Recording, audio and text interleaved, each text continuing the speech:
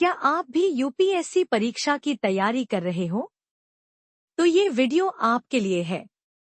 यहाँ आपको मिलेंगे सटीक तथ्यों पर आधारित करंट अफेयर्स, डीप एनालिसिस और कामयाबी तक पहुंचाने वाली स्ट्रेटेजीज, वो भी बिना समय बर्बाद किए।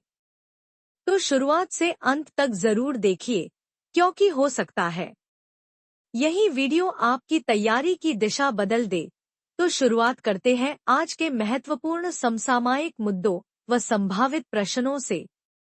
भारतीय सेना ने पश्चिम बंगाल के तीस्ता फील्ड फायरिंग रेंज में तीस्ता प्रहार नामक युद्ध अभ्यास किया, जिसमें सेना की विभिन्न इकाइयों ने समन्वित रूप से युद्ध कौशल और परिचालन तैयारी का प्रदर्शन किया।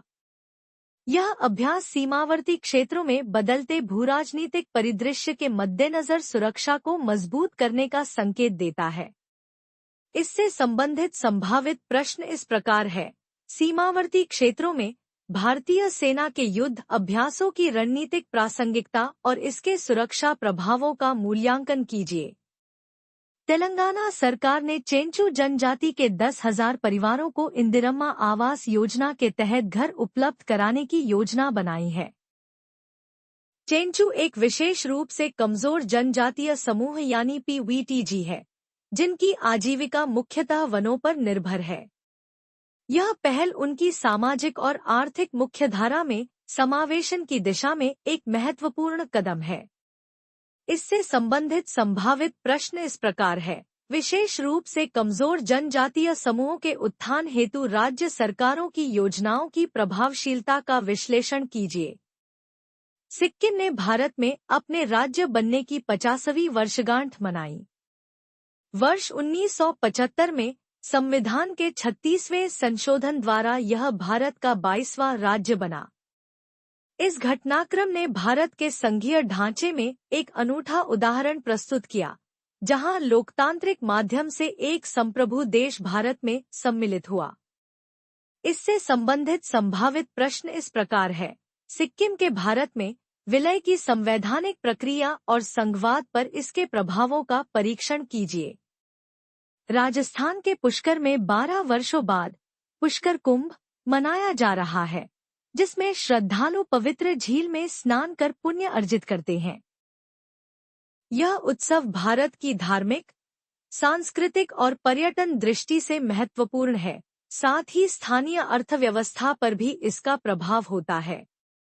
इससे संबंधित संभावित प्रश्न इस प्रकार है। भारत में धार्मिक आयोजनों की सांस्कृतिक भूमिका और इनके सामाजिकार्थिक प्रभावों का मूल्यांकन कीजिए। नासा के ग्रेल मिशन ने चंद्रमा के गुरुत्वाकर्षण क्षेत्र का उच्च रिजोल्यूशन मानचित्र तैयार किया है, जिससे चंद्रमा की आंतरिक बनावट और संरचना को समझने में वैज्ञानिकों को नई जानकारी मिली है।